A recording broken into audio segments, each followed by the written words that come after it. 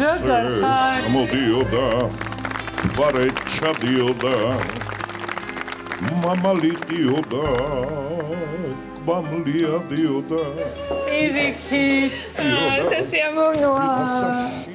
დიდი მადლობა რა ცოცხლი შემოხვედით დავბრძანდით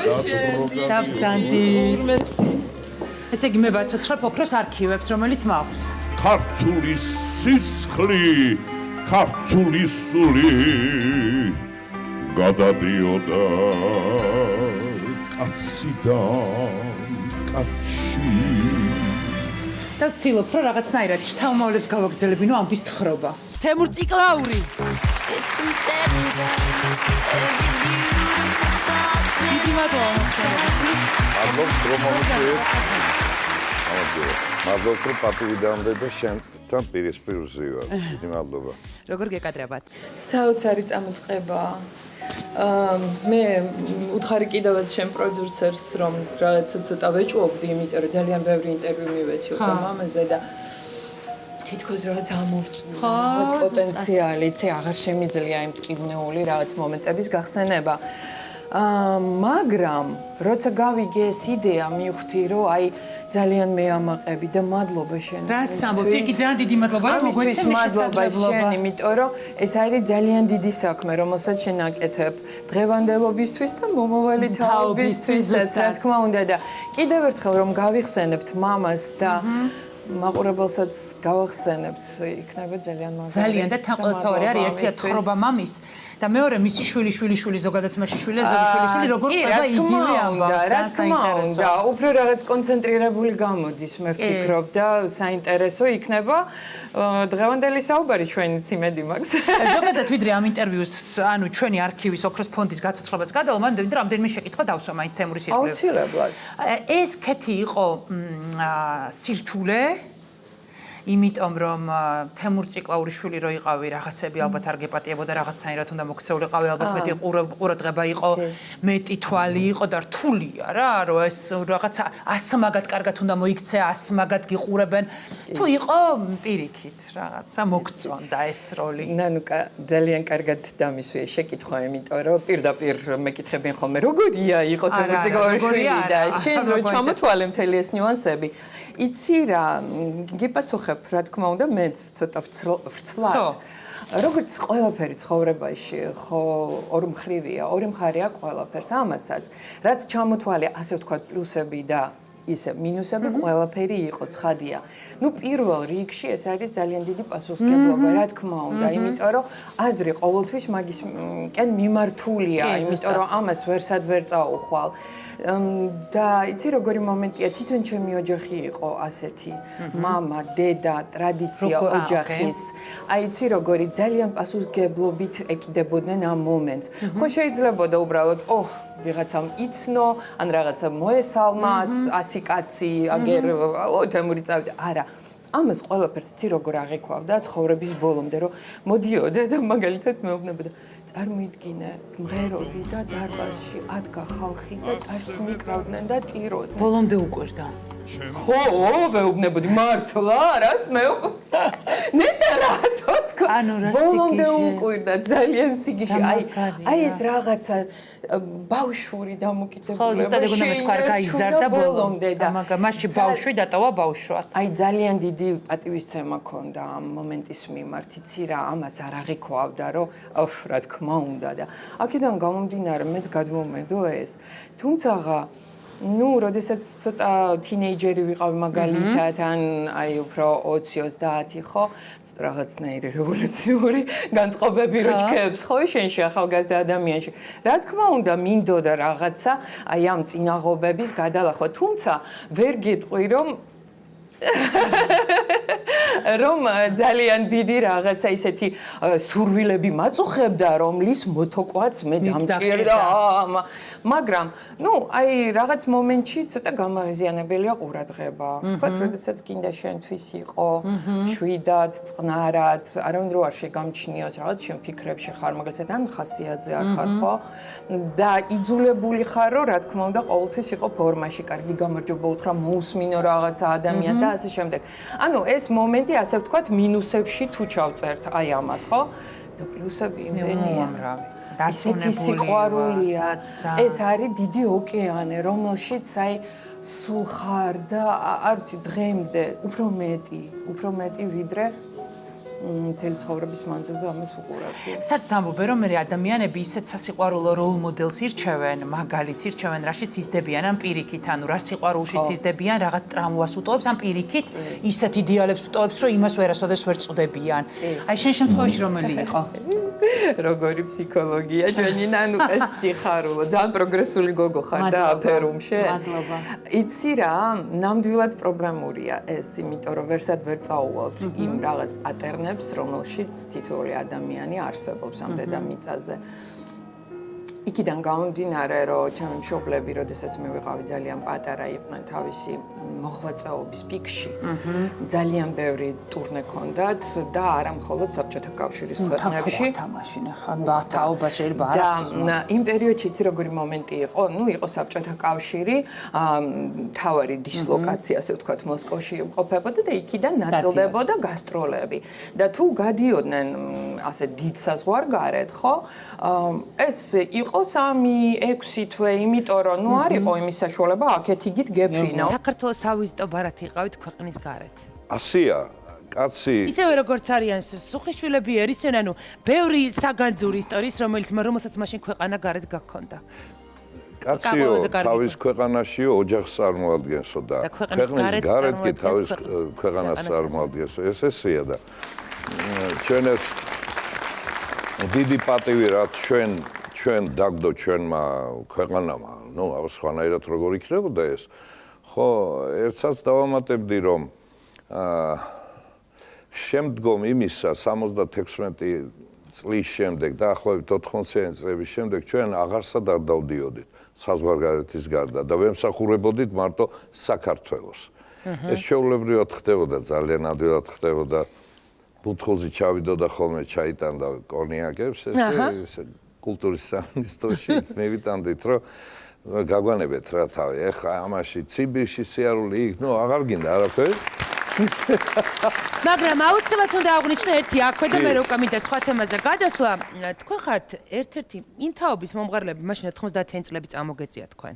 კრიზისი ქვეყანაში უშუქებოდნენ, მაგრამ თქვენ ხართ ძალიან ცოტა შორის ის ერთ-ერთი მომღერალი, მაშინ რომელმაც მოსკოვში წასვლაზე არ წახვედით მოსკოვში, იმიტომ რომ მაშინ თავის სარჩენ გზად, ანუ ეს იყო ელემენტალური რაღაც ადამიანებს უნდა და თვით გადარჩენისთვის იბრძოდნენ მაშინ. მართალია, ჩვენც ასე ვიყავით, კი, ყველანი ასე იყვნენ საქართველოში. რატომ არ წახვედით მაშინ? თქვენ შეგეძლოთ თემურ ციკლაურს წასულიყავით მოსკოვში, აგეწყოთ ცხოვრება, არ ქონოდათ კრიზისული პერიოდები?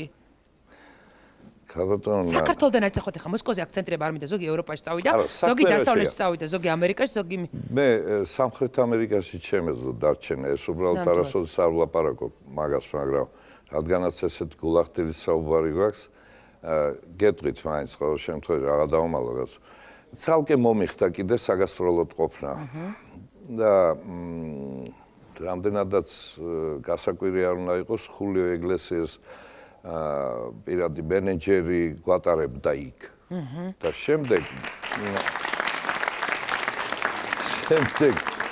მოხდა ასე რომ შემომთავაზა დარჩენა დარჩიო ეს არის 80-იანი წლები დარჩი და ერთი წელი დარჩი მაინცო და ყველაფერს გავაკეთებ და შენ ნახავ რა გახდებიო ეხლა მე ნუ ჩამithვლით თავის ქებაში უბრალოდ იმ სიტყვებს გეუბნები მარია გომესი იყო ასეთი იმ პერიოდში მე ვთხარი როგორ გეკადრება საქართველოს გარეშე მე როგორ ვიცხოვრო ჩამოვედი ცოტა ხანი მე ვთხარი ნუ მუშაობდა სახში უნდა წავიდე დარჩიო და მე ხვეწა ესა ცოლშვილი მე ვთხარი რა უყოთ უცოლშვილოდ ვერ გავძლებ არ არსებობს შერერთი და მე რო საქართველოში არ ვიყო არ შეიძლება მე ვთხარი მე ხელი ჩაიქნია კარგი ესე გინდა და იმის შეწადი ახლა სხვანაირად თქვა აქედან გამომდინარე მე მტოვებდნენ ლილის მშობლებთან ბებია ბაბუასთან და ეს ჩემი ბავშვობა იყო ცოტა ესეთი აი როგორც ყველა არტისტის ბავშვები რო ყვებიან მაგრამ ნუ ყველას თავისი დამოკიდებულება აქვს ზოგს არ უჭირს ზოგი მეც აი იცი რა, ჩემი ბედნიერი ბავშვობაა, მაგრამ მე ძალიან მენატრებოდა მშობლები. აი რადგან შენ ძალიან მიხვედი, ზუსტად ბატონთებურის ეპიზოდთან მივიდეთ. ხო, ეს ალბათ ერთგვარი ტრავმა იყო ჩემი და აქედან გამომდინარე, აი შენ რაც დამისვი შეკითხვა, რა თქმა უნდა, ეს ამ მომენტმა დაღი დაასვა ჩემ ცხოვრებას, მე ესე დანაკლის. აი ხო, რაღაც მომენტში რაღაცა გრძნობ, რომ ეს მომენტია მნიშვნელოვანი. მართლაც ნოლიდან დავიწყეთ, მაგრამ ის დიდი სიყვარული რა ჩვენ შორის იყო, ის იყო ის ანთებული სანთელი, რითაც ჩვენ დავდიოდით და მართლა მან გვიშველა იმ დიდმა სიყვარულმა და რა თქმა უნდა გარშემო მეგობრებმა და იმ დანიშნულებამ, რასაც ჩვენ თვლიდით, რომ ვაკეთებთ იმიტომ, რომ ჩვენ ქვეყანას ვემსახურებთ. მართლა ლამაზი წლები იყო, იცით რა ლამაზი წლები იყო? იმიტომ კი არა, რომ მარტო ახალგაზრდები ვიყავით, იმიტომ რომ ჩვენ გსურდა შეგვექმნა, გსურდა ეს გაგვეზარდა, ეს ჩვენი ქეთო კარგად ყოფილიყო, ეს მიზეზი იყო, ეს მიზანი იყო ამ ბავშვის აღზრდა. მარტო ის არ იყო, რომ გინდა თუ არა ტაში უნდა დაგვიკრან. გაიზარდა და ეხლა უვლით მის ეხლა მის 14 წლის შვილის დედა. კი 14 ჩვენი ანდრია არის 14 წლის არაჩვეულებრივი ბალღია. ხო. ძალიან უბრალოები იყვნენ. ამ დროს სინამდვილეში თვითონ თურმე მისი მთავარი мотиваცია იყავი შენ, მაგრამ ამ ყველაფერს აკეთებდა და სჭირდებოდა რომ გაეკეთებინათ საკუთარი პროფესია. ნანუკა, თემური როგორც მოვლენა, ეს არის ბედის წერა. ივერია, ჩემი ოჯახი, არის ბედის წერა. მამა და დედა არიან ძალიან უბრალო ადამიანები და ზოგად საკაცობრიო აი ფასეულობები, რაც კი არსებობს უმაღლესი დონის, ყველაფერი გააჩნიათ. და აი რა გახსოვს თემურისგან, აი პატარა ქეთის, რომელსაც მამა გაკლდა, რომ გენატრებოდა, მაშინ ალბათ ვერც იგებდი, რომ მამა უნდა წასულიყო საერთოდ არც იცოდი რას ნიშნავდა, აი რა გახსოვს, აი მინდა რაღაც დღე, რაღაც მოგონება ამოწიო ეხა. აი ნამდვილად ესია ჩემი მახსოვრობა, იცი? აი რაღაცა მკვეთრი დღეები. არ ვიცი, ალბათ ვიქნებოდი 3-4 წლის და დიდი ხნის გასტროლის შემდეგ ჩამოვიდნენ აი ბებია ბაბუასთან და ეს მახსოვს როგორც ზღაპარი, იმიტომ რომ ჩამოვიტანეს რაღაც საჩუქრები, ჟუაჭკები, მაშინ ხო არაფერი არ შევიდა. და ეს სიხარული რო აი მშობლები ჩემთან, აი თან ალბათ ამ მომენტმა შექმნა ის, რომ მე მგონია რომ განსაკუთრებულად მიყვარან.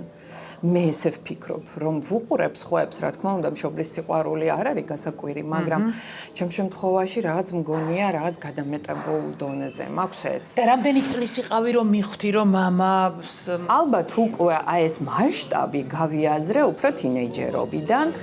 უკვე ალბათ იმის მერე როგორც მოხდა ტრაგედია ჩვენ ოჯახში და გადაიცვალა ხო ჩემი ძმა. და ივერიამ და თემურმა ჩვენმა ოჯახმა შეიძინეს უკვე ლეგენდის სტატუსი ამის მერე, ნამდვილად. რას გულისხმობ? იცი რა, აი ხო ძალიან საყვარელი ანსამბლი იყო, ხო, აი ყველა იცნობდა, უსაყვარლესი პროგრამებით, სიმღერებით ეთაყვანებოდნენ, მაგრამ ამ მომენტმა რაღაც სხვა დონეზე აიყვანა. აი თითქოს რაღაც ღვთაებრივ ენერგიას რო შეეხები და სულ სხვა პრიზმაში რომ ხდება უკვე ყველაფერი. აი ამ ამბავმა მე ვფიქრობ ეგეთი დაღი დაასვა. ივერიასაც და თემურსაც. იმის მერე ყველაფერი მითოლოგიზირებული გახდა, მათთან დაკავშირებული აბსოლუტურად.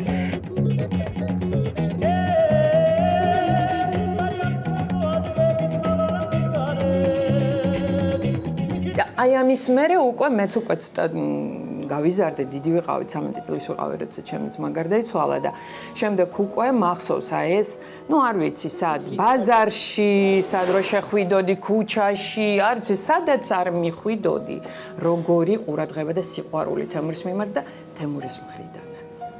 ეს არის ძალიან მნიშვნელოვანი, მე ვფიქრობ, იმიტომაც უყვარს ასე ხალხს, რომ თემური გასცემდა ზუსტად სათანადო იმპულსი. უკავშირი ქონდა ძალიან სწორი მსმენელთან, ძალიან კი მაგაზე ძალიან უყვარდა. მაგრამ ძმის ამბავი მინდა რომ დავასრულოთ, რითი გარდაიცვალა? მქონდა ცრუკრუპი. ეს იყო 83 წელი, იმ პერიოდში არ იმკურნებოდა ძალიან, ამ მომენტს მედიცინა, ვთქვათ, ვერ უკლავდებოდა. და შემდეგ სტაფილოკოკი შეეყარა და დაეწვა ფილტვები. ძალიან სწრაფად. იყო პატარა 5 წლის. თუ გახსოვს მაშინ თემურის რეაქცია 13 წლის იყავი უკვე. როგორ იცი, მე პატარა ვიყავი, მაგრამ ეტყობა იმის გამო, რომ ასეთი დარტყმა იყო, მართლა სასიკვდილო ჩვენთვის.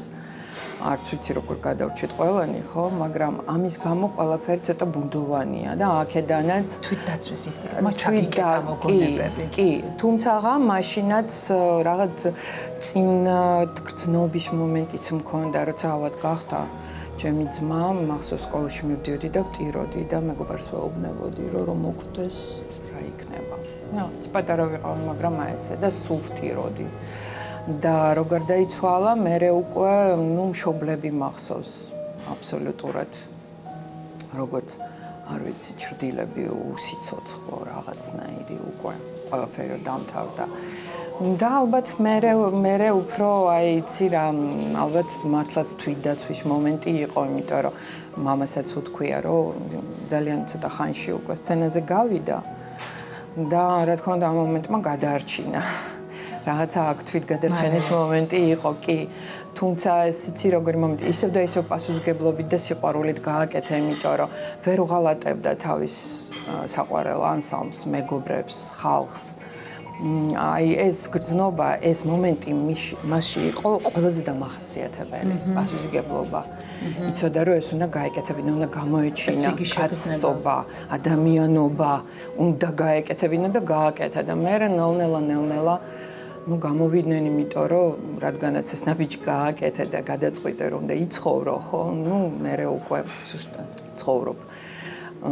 და სხვადასხვა ხელსაწყო გაქვს. რა ვიცი, ვიღაცა სცენა, ვიღაცას ეკრანი, ყველას გადარჩენის თავისი გზა. ძალიან. არგონავტები, მეფე აიეტი და ატირებული თემურწიკლაურის სცენაზე. არა ვიწდება ჩემი დედის თაობას და ამბობენ რომ სპექტაკლი, რომელზეც ისინი მოვიდნენ, არა ვიწდება თქვენს მიერ შესრულებული როლი. თითქოს გუშინი ხო ხელით გატარებდი სათუთარ ამახან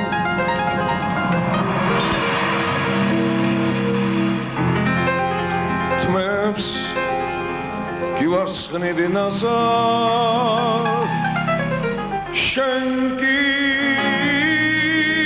სინოდილად ორა ბედნიერ ვიხავ ხანახან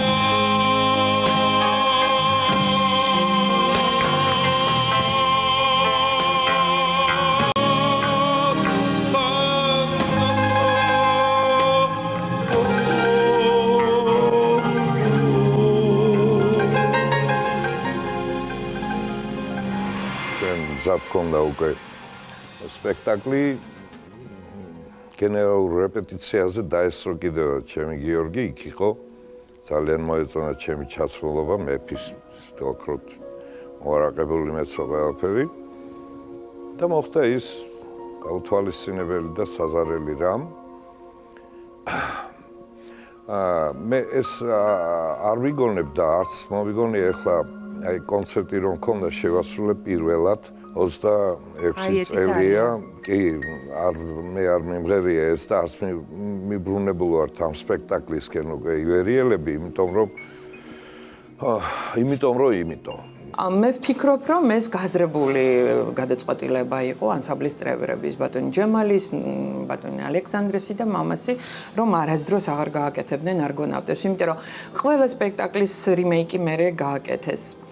ჩვეთა ქორწილის, თოვლის ბებოს ზღაპრის, რამოდენიმე ვარიანტი იყო და ეს ბედნიერებაა, იმიტომ რომ ძალიან უყვარს მსმენელს ეს მუსიკა და ჩვენც სულ გვიხაროდა ხოლმე მე თითქმის ყველა რიმეიკულ ვარიანტში მონაწილეობა მივიღე, მაგრამ არგონავტები ესე დარჩა როგორც იყო ლეგენდად. და რატო ვიმღერე იცით არია რომ ის მადლობა გადამეხადა საქართველოსთვის და ყველასთვის ვინც გვერდში დამიდგა მაშინ და ის გაუსაძლისი მდგომარეობა ჩემ ოჯახს რაც თავს დაატყდა მე და ჩემს მეუღლეს ლილის ხარში დაგვიდგა აი პირდაპირ სიტყვის ამ პირდაპირ მნიშვნელობით არ არსებობდა კონცერტი ჩვენ მერე წავედით საკონცერტოდ წამიყვანეს ბიჭებმა საქართველოში იმიტომ რომ აღარ მინდოდა, არც სიმღერა მინდოდა, არაფერი არ მინდოდა. მე დავარნებეთ თავი, მოვჭი ცხოვრებას, მე უთხარი გამანებეთ თავი, ხო ვიმუშავეთ ამდენი წადით, ეხლა თქვენ. არავითარ შემთხვევაში არ დამტოვეს, ამიტომ საჭირო გახდა გამოყვანის თვალსაზრისით ამ მდგომარეობიდან. არ ვიცი, ცეცხლს ნავთით როგორ აქრობს ადამიანი, მაგრამ აი ესე გაკეთდა მაშინ. და კიდევ ის რომ უწმინდესმა და უნეტარესმა გამოიჩინა უზარმაზარი ჩემდამი აი ეს კეთილი დამოკიდებული, არა მარტო ჩემდამი, იგი ყველასად მიიჩენს, მაგრამ უაღრესად თბილად მიიღო, უაღრესად მამაშვილურად დამარიგა, დამლოცა, სანთლები მომცა, წიგნები მომცა, იმ პერიოდში ცოტა ეხლა 83 წელი წარმოიდგინეთ ის კომუნისტების პერიოდი, ეს ყველაფერი ხო? და მთხოვა ძალიან რომ შენ უნდა იმღერო, შენ უნდა იდგეს სცენაზე და ხალხს უნდა ემსახურო. დანარჩენსო შენ იმის სულს მე იპოვი, მე ვარ აქ, მე ვილოცებ მისთვის, მე გავაკეთებ ყველაფერს. წარმოგიდგენია როგორი რა ხდებოდა ჩემს გარშემო. ხო, ამიტომ მე უნდა კაცობა გამომეჩინა ისევე როგორც ჩემ ქალს.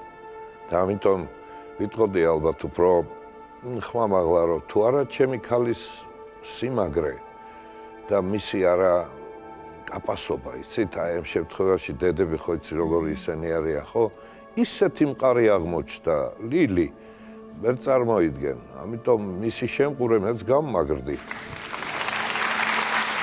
აი სარია, როდესაც იგი თავის შვილს აფსიდს დასტირის, რამე თუ მედია წაიყვანეს ბერძნებმა და იმ ბრძოლაში, რომელიც მე შემდგომ ზღვაზე მოხდა, იმიტომ აფსიდი გამოეკიდა მათ, ისაც გარდაიცვალა, დაკარგა მთელი ოჯახი.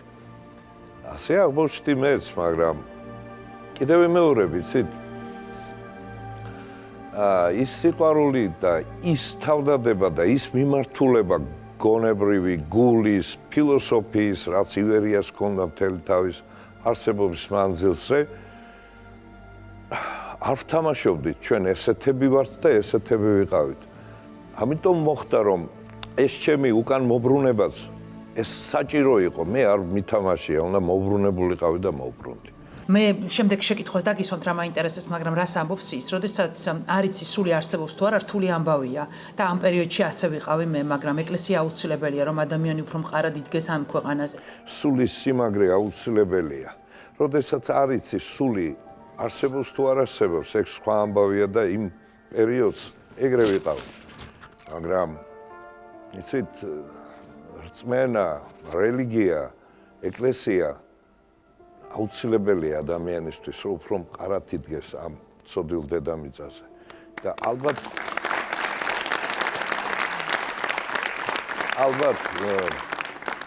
ეს მოქმედებაც რაც ჩავიდინეთ, შემდეგ გავაანალიზე და ეხლა ვხედავ, რომ ამ შემთხვევაში გულისხმობ ჩვეულის გარდაცვალების შემდეგ სიმღერა რომ შეძელი. კი, ეგ აუცილებელი იყო. ეს აუცილებელი იყო სხვისთვის მენახებინა, რომ უნდა მყარი იყოს, უნდა მაგარი იყოს. აი გელა როგორ ლაპარაკობს თავის ვიცს. რა ნაკლებია, ვიცს დაკარგა. ქართველებს რა გიცი კარგი რამ აქ ნათქვამი შვილის გარდაცვალებას ნუ მიუსამძიბრებ თუ შენ არ აკავს დაკარგულიო. იმიტომ რომ ეს წარმოუდგენელია. არ არის ხარ გულწრფელი მის სამძიმრებაში. არა, წარმოუდგენელი არ იცი რა უნდა უთხრა, იქ არაფერი არ ითქმების. არ შეიძლება იქ ლაპარაკი. ამიტომ იქ ისეთი სიტყვები ცრუ გამოდის ყოველგვარი სიტყვა. ყველა ადამიანს თვითგადარჩენის დროს აქვს საკუთარი ხელსაწყო. რას იყენებს, რა არის მთავარი, რაც გამგადარჩენაში ეხმარება. როგორ გონია აი თემურ ციკლაურისთვის რა იყო მთავარი შვილის გარდაცვალების შემდეგ რას დაეხმარა? თუ გახსოვს, რაზე ლაპარაკობდნენ? ცოლ-ქმარ შორის ურთიერთობა, დედ-მამას შორის ურთიერთობა? ნუ დედას და მამას შემთხვევაში ნამდვილად ძალიან მნიშვნელოვანი მომენტი იყო სულიერებისკენ გზა. და კეთი ამ ტრაგედიამ დედ-მამა დაახლოვა თუ დააშორა? ერთმანეთში საერთოდ შესისხორცდნენ ამ მომენტმა საერთოდ სამუდამოდ შეაერთა და დაახლოვა რა ვიცი ჩვეულებრივი ადამიანები იყვნენ ნანუკა იცი რა ესე მოყოლილი მეც ახლა რო ყვები ყველაფერი რაღაცა ზე აღმატებულად ჭერს ყველაფერი კონდეთ რაც კი ჩვეულებრივ ადამიანებს გააჩნიათ მაგრამ არასდროს არ ქონიათ ჩხუბი მე არასდროს არ ყოფილვარ მომსწრე რაღაცა ისტერიკებს რო არის ხოლმე ოჯახებში თუმცა ცოცხალი ადამიანები იყვნენ წყენაც იყო ვთქვათ რაღაცა ესეთი მომენტები გაურკვევლობა მაგრამ ძირითადად დედა არის არ ვიცი სიმშვიდის განსახიერება ძალიან საყვარელია და მამას ცოტა ესეთი ხასიათი ექსპრესია რაც გაქვს მამის აშკარად ხო ეს იყო აი დაბალანსებული ინი და იანი აი თავის აი არ ვიცი იდეალურ ვარიანტში რა თქმა უნდა იყო რაღაც მომენტები ალბათ დათმობის დედას მხრიდან მე ვფიქრობ მამას მხრიდანაც მამა რომ გარდაიცვალა სულ სხვანაირად დავინახე მამა რა საოცრება ყოფილა აი ხომ ვიღაცის ნათქვამია ჩვენ გვაქვს ის რასაც ვკარგავთ ვიღაცის ნათქვამია ეს ნამდვილად ასე იმიტომ კი არა რომ მანამდე არ მქონია სულ სხვა სიღრმეები დავინახე თემურში სულ სხვა ნიუანსები საერთოდ გაიხსნა ჩემთვის სხვანაირად იმიტომ რომ ნუ მე მისი შვილი ვარ მისი მემატიანე არ ვარ მე ჩემ ცხოვრებით ვცხოვრობდი რაღაც პერიოდი ისმის და რაღაც მომენტებს შეიძლება ყურადღებასაც არ ვაქცევდი ეს მომენტი ეხლა მტკივნეულიცაა ჩემთვის მაგრამ რაღაც მომენტში ვცდილობ რომ მეც ავინაზღაურო ეს და ვეძებ რაღაცა პასუხებს ჩემთვის რაც იყო ვთქვათ შეკითხვის ნიშნის ქვეშ ბევრი რამე აღმოვაჩინე და ვიპოვე მივხვდი რომ ფაქტიურად მისი ასლი ვარ. მანამდე მეგონა რომ დედას ასლი ვიყავი. დავინახე რომ თემურს გავარ საერთოდ ერთი პერიოდი სურათებს დებდი Facebook-ში რომ ხალს დაინახა მისი ორეული ვარ ამ დროს შეიძლება ხალს ეგონა რა შეიძლება ეს გოგო მაგრამ ნუ მე ვხედავდი ამ რა ზოგჯერ მგონია რომ აი ჩემში შემოვიდეთ და დავდივარ ვლაპარაკობ რაღაც მომენტებში ანუ იმდენად რაღაცა სხვანაირად ვიგრძენი. შეიძლება ეს დანაკარგის რაღაცა ბედურების მომენტშიცი როგორც შენ თქვი თავდაცვის მომენტია, მაგრამ ჩემთვის ესეთი რაღაცა ემპირიული მომენტი შეიქმნა. იმღერერა მე თუნდაც უკვე მრავალჯერ მომღერი და რომ ცუცებსაც გადააქცევს მალე მოგონება და თან გახვება სიყვარული მას როგორც ნამქერი იმღერერა მე იმღერე ჩემს საყვარელი ციტატა არის თემურს გაცემიდან ეს მინდა რომ მაყურებელმა ნახოს რა. ძალიან საინტერესოა ისტორია თქვენი პირველი სიყვარულის შესახებ. რომელი? დამრიგებელი რომ გიყვარდათ. პირველ კლასში რომ იყავით. გახსოვთ პირველ კლასში რომ ვიყავით მე და თქვენ ბატონო თემურ და თქვენ რომ ჩვენი დამრიგებელი გიყვარდათ?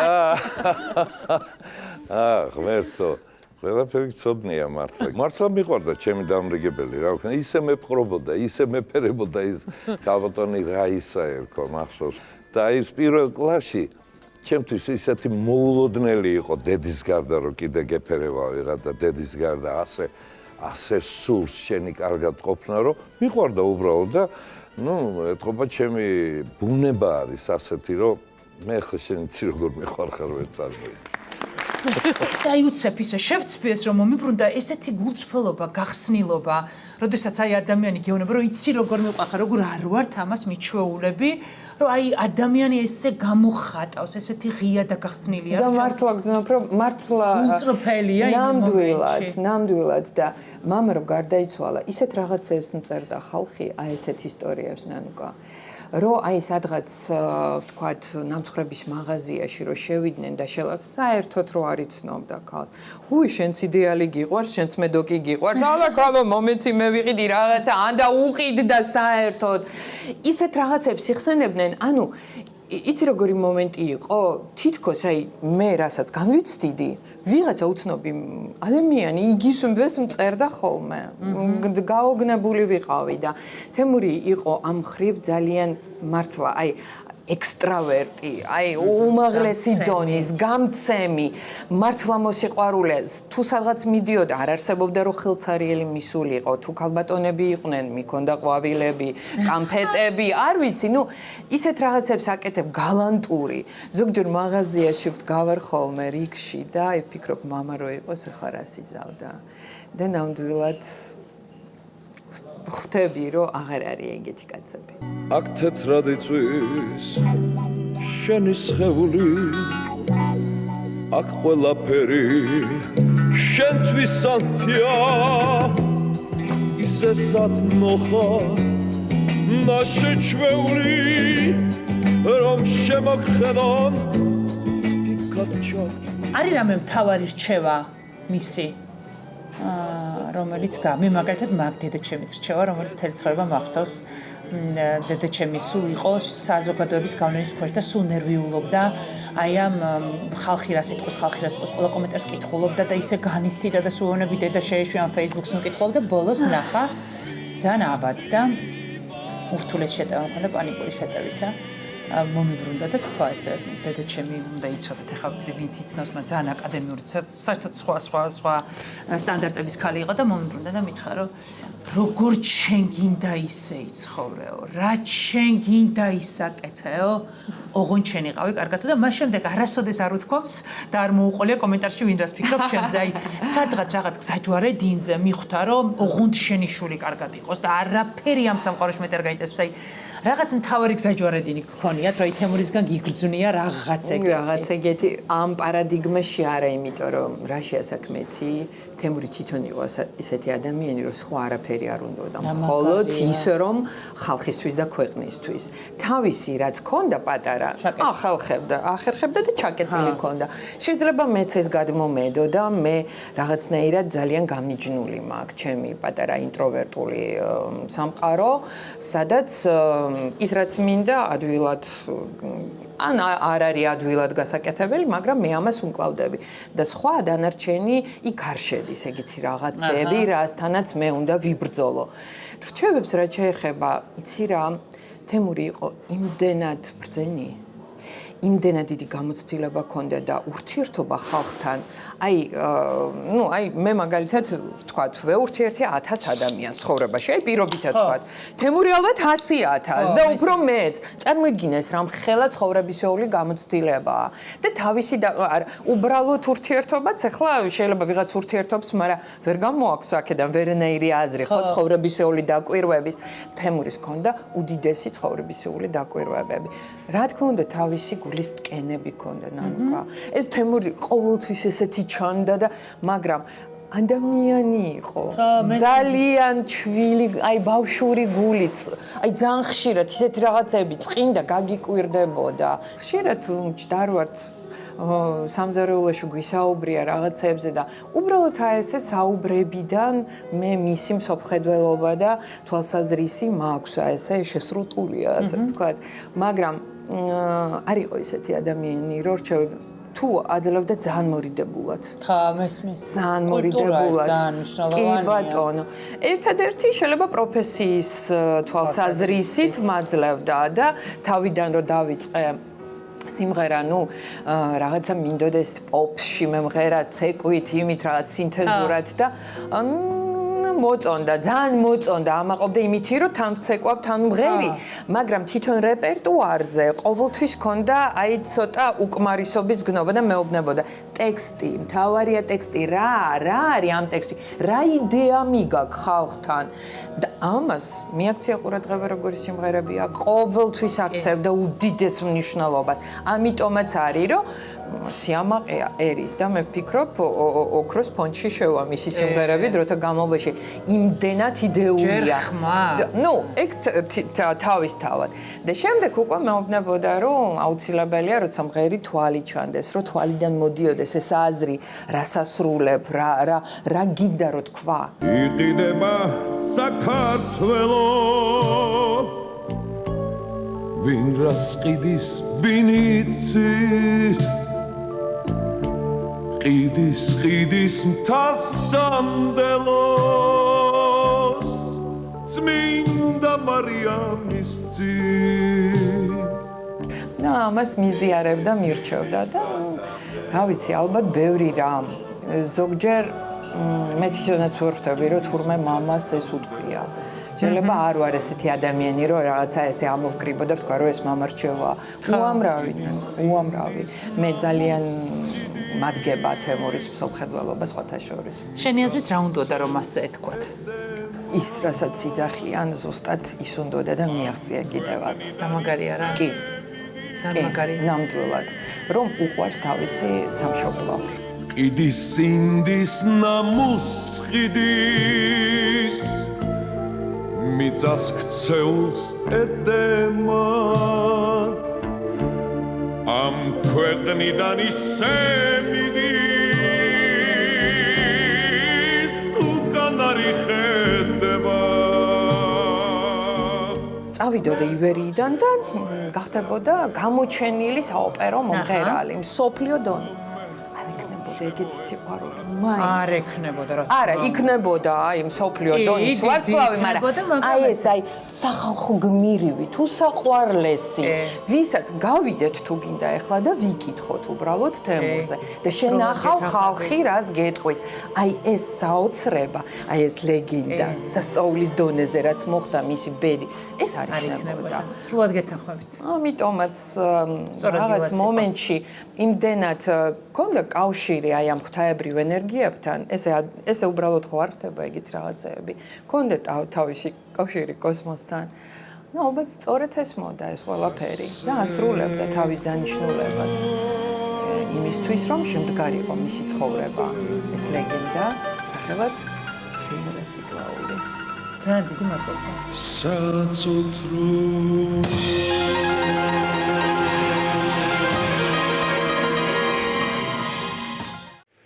დავგიხმობენ ყვავილები მოციქულნი გაზაფხულისა გამოდის სახში დაიღლები ნედავივინ გადადულისა რა დახარა შეუგარება მე არ ვიცოდი მამიკო თუ იქნებოდა. კაი რა.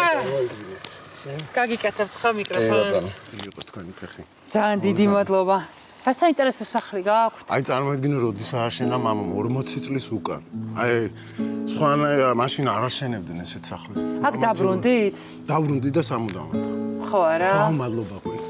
კაი რა. მესამე სართულიც გაკეთებულია? არა, ეხა უნდა დავიწყო ისა, რეაბილიტაცია სახლის რა. 40 წელი არაფერი არ გაკეთებულა და ეხა ბოლო 1 წელი რაც ვიყავი, ხო დედა იყო ავად და მარტო იმაზე ვიყავი კონცენტრირებული და 15-ში და ხო, მითხრეს და იცი რა, მე ზუსტად ისე დავამთხვიე და ჩემი გამომწყვარი არის აგ. კაი. აკაური ვაშლით, ხო? და ყავაც არის მზად რა და ეს არის თბილი კიდე რა, რო იცოდეთ რა და მირთვით როგორც კი ნახავთ დროს. როგორი კულინარიაში ის მაქვს რა. როგორი განათება აქ? განათება ეს ქართველია გაიცანით. ეს არის 2500 წლის მუხისგან. კაი რა. გაკეთებული, ხო? ჯერ არ იცნობს ხალხი. მალე ნელა გაიცნობს. ეს რაღაცა შოთა რუსთაველის გმირს გავს. შოთა არის პირველ რიგში. და ყველა გმირები აქ არის. ხო. და ეს მისი ფერია, ესეთი ფერი არის, მუხა არის. ხო. როგორ რითია გაკეთებული, როგორ და რა პრინციპით? გამოთლილი არ არის თითქოს. ხო. ეს სახი არის ბუნებრივად რა, ეს მუხა იყო 2500 წელი სუფსის კალაპოტში რა. მე გამოვაგდო, მოვიძიეთ ნაჭრები რაღაცები და იმისგან შეიქმნა აი ეს დაბალი როქტა და გაჩნდა ესეთი სკულპტურა ქართველი ქვია 2500 წლის. ანუ რა საინტერესოა. ყველა მთელი ისტორიაზე აგერ ეს ძველი ესე იგი ჩვენ წელთაღრიცხვამდე რა, მე ისა ჯვარცმაქვს შუბლზე და ეს ბუნებრივია აქ ხელი მოგდება. ხო და აი რა საოცრება გაოგნებული მოყურებ ხო? ასთან გაქვს საქმე, პროსტ დრო ჭირდება ამას. ხო და აქ ჯვარცმა არის და აქ არის შოთა შეხე. ხო, შოთა. შორიდან აქიდან. ანუ შორიდან ახლოდან შოთაა როგორც კი აი შეხედა. შოთა არის, ხო და შოთაზე მეტი ვინ უნდა იყოს. არსებობს, ხო. ხო? და ესეთი ქართველი გაჩნდა რა და აქვს რაღაცა ისეთი მაგიური ძალა რომ მე აი გეუბნები ისეთი ხდება მის ირგვლივ. მოგწონთ სოფელში? მომწონს არა, ეს გადარჩენა არის, მე რასაც ვხედავ. რა და ამ ერთ წელიწადში მე უფრო ბევრი ვისწავლებ, ვიდრე 50 წელი, რასაც ვსწავლობდით ჩვენ ქალაქებში. და რატომ მოგცათ ამ სოფელმა შესაძლებლობა? ესე იგი, ვაჟა გენიოსი იყო რა, ვაჟა მიცოდა ეგ ყველაფერი. გასწავლის ბუნება. ყველაფერს გასწავლის. ესე იგი, ბუნება არის მასწავლებელი რა. იმიტომ არის განათლებასთან ჩემი დამოკიდებულება, ასეთი მწვავე გახდა იმის შემდეგ, კი ახლა ყველას პრეტენზია აქვს. ახლა და ყველა მიცის რომ პრობლემა გვაქვს განათლებაში ჩვენ ხო? აქ შეკითხვა ის კი არ არის გვაქვს თუ არა პრობლემა, აქ არის როგორ უნდა გამოსწორდეს, ეგ არავინ არ იცის. ამ ერთ წელიწადში უფრო ბევრი რამე ვისწავლეთ ცხოვრებაზე. და ჩვენ რასაც აი იმას ჯადოსნობას უძახით პრინციპში თურმე ეს ჩვეულებრივი ამბავია. აქ ხო ამ გარემოში კი სხვა არ გონიათ რომ დროის გამოც მეტი დრო გაქვთ აქ და არ მეტი დრო უნდა გქონდეს ზუსტად მაგიტო ხდება ეს რომ ქალაქში იმდენად დაკავებული ვართ ჩვენ რომ ამის დრო არ გრჩება რომ ჩვენ შევდგეთ როგორც აი მივიღოთ ის განათლება რომელიც მართლა მნიშვნელოვანი არის. თან სოფელი გვაძლევს იმის შესაძლებლობას რომ რაც გვინდა ის ვაკეთო და ქალაქი იმას გვაკეთებინებს რაც იმას უნდა. ხო, აქ ტოტალური, კარდინალურად შესაძლოა, იმიტომ რომ ადრე გასაგებია ეხა რომ მიმულიყავი რა სოფელზე რა, ქალაქზე. და სოფლიდან გიწევდა წასვლა განათლება უნდა მიგეღო რაღაცა თემები იყო. ეხლა შეგიძლია აქ იყო და ამერიკის, ევროპის რომელიღაც კომპანიაში იმუშაო. იქ მიმინდა გამოვიდა, აირჩი ალტერნატიული მედიცინა, საერთოდ შეუსწავლელი ამბავია. ეხლა რო დავიწყე აქ ხო, ეს ეზო არის აფთიაქი.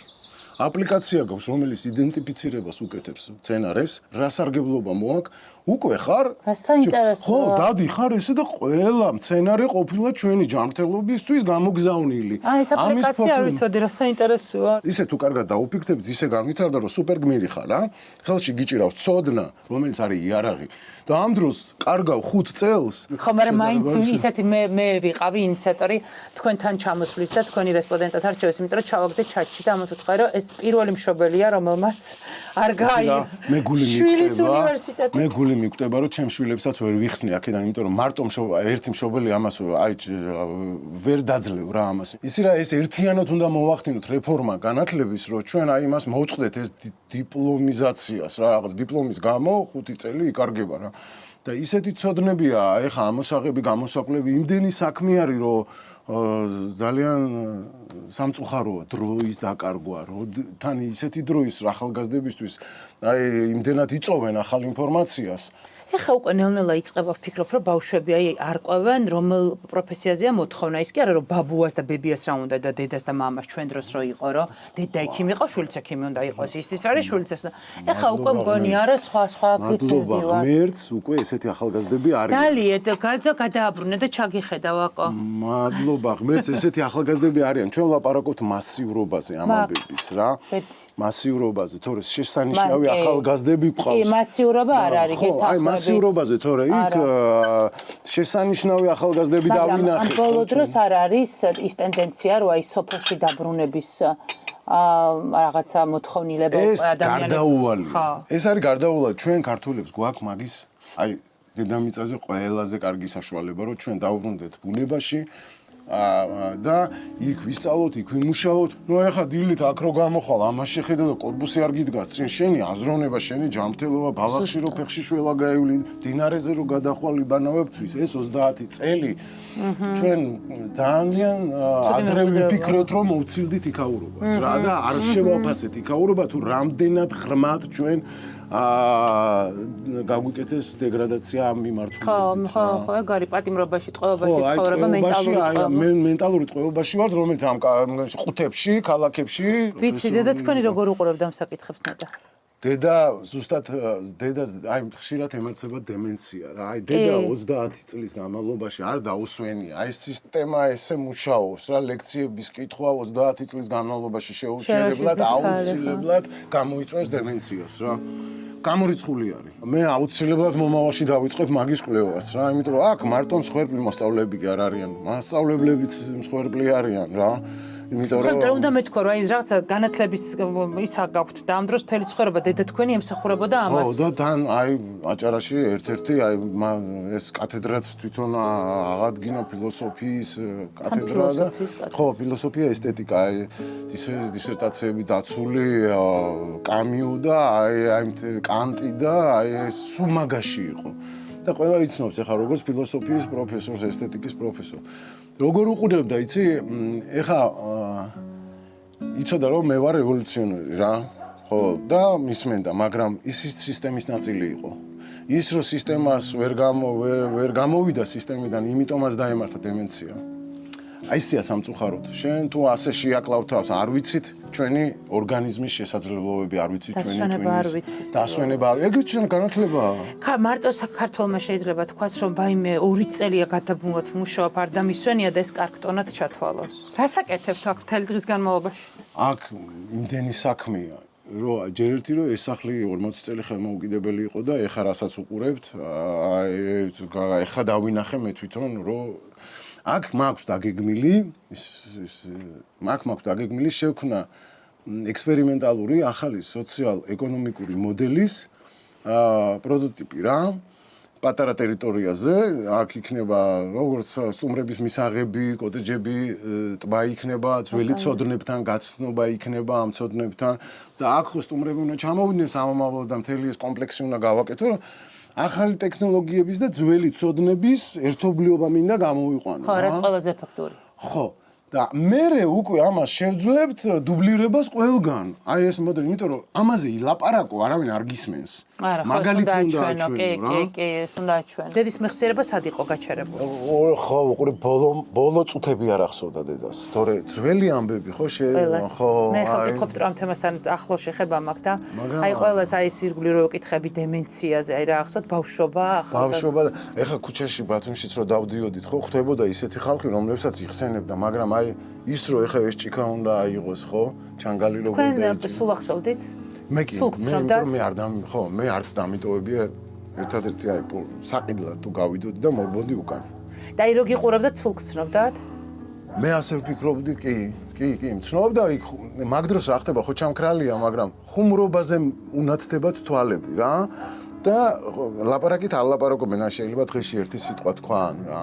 და თუ ხუმრობას დავიწყებდით, ხო მაშინ უნათდებოდა თვალები და ხუმრობაზე მომყვებოდა, იცინოდა რა და გამოვიგონეთ ერთი პირი ისეთი გამოგონილი პიროვნება გამოვიგონეთ ჯემალი რა და რაღაცა ამ ჯემალიზე რაღაცებს ვიცინოდი და ის ქონდა რა ხოხმას რო უძახიან ის ქონდა დამოღავებული რა და ნუ აქ ერთი წელი გავატარეთ რაღაც პრინციპში მე ანუ დედის გამოგადედით დემენციის გამოგადებული. მე დედა მაიძულა რომ აქ გადმოსულიყავი რა მეც ვერ წყდებოდი ისე ქალაქს როგორც დღეს ყველა ვერ წყდებით ყველა ვიცით რომ კარგია რომ ის არა კარგის გარდა გგონია რომ იქედა რომ წამოვალ სხვაგან არაფერი გამოგვივა და ამ დროს პერსპექტივა შეიძლება უფრო მოგცეს რა გავაკეთო და გავაკეთო საიდან დავიწყო რა ვჭამო ბოლო რაღაცა და არ გიშვებს ეს რა ამ დროს მე თუ მოვახერხე ეგ პაციენტთან ერთად გადმოვედი, ხო? და რა რთულია დემენცია, ძალიან რთულია. ხო, აი, და ვერ ტოვებ იქ რაღაცა, ვერ ტოვებ, ხო? აი, ერთი წუთი, შენ რომ მოეშვა ამის, საერთოდ ეს იყო რაღაც ისეთი ექსპერიმენტი, რა 3 წელი გაუძლოს ადამიანმა, ერთი დღეც არ ჩაგენაცვლოს არავინ. ხო, ესეთი მე არ მგონიებ ექსპერიმენტი ვინმე შეიტანებს. მაგრამ მაგარი დარტყმა კი მომცა. ბოლოს პანიკური შეტევები უკვე აი დამეწყო ისეთი, რომელსაც ვერ ვაკონტროლებდი რა. იმიტომ რომ ვერ გადიხარ პრაქტიკულად, საერთოდ ვერ გადიხარ გარეთ რა და ყოველდღე ერთი და იგივე და შემცვლელიც როგორ იცი შეიძლება კი გამოჩენილიყო ვინმე, მაგრამ თუ ვერ უხსნიდი რა უნდა გაეკეთებინა რა. მესმის ხო, თქვენ გრძნობდით ამას. ხო, აი მე უკვე გრძნობდი ამას ყველაფერში, გაიგე და იმას ვერ დავავალებდი ვერავის. თქვენი აზრით ეს თქვენს ეგო სჭირდებოდა, თქვენ გჭირდებოდათ თუ რა ასროს დედისთვის მე ვაკეთებდი ამას, მე სხვა შანსი არ მქონდა, გულიკო იყო ღირსი რომ მე აი ეგ მაინტერესებს 10 წელი 15 რო ყოფილიყო ესე ხო, მე თავს მე ყველაფერი გადავდები, ყველა ჩემ იმიტომ რომ გულიკო ღირსი იყო ამის რა და მე იცი რა არის მე ერთი რა ეს იყო გაკვეთილი ასეთ გაკვეთილს ვერ მე ისეთ ცოდნები მივიღე აი ამ კათარზისში და მამარდაშვილს აქვს რა გაუსაზლის რომ გაუძლებ შემდეგ იბადები მეორედ და სამუდამოდ ხო და ადრე ამას ვერ ხვდებოდი რა და აი ხა მე რასაც გაუძელი აი ხო მე უკვე მივხვდი რომ მე კი არ ულვიდი დედას თვითონ დარჩა იმისთვის რომ მე აი ფეხზე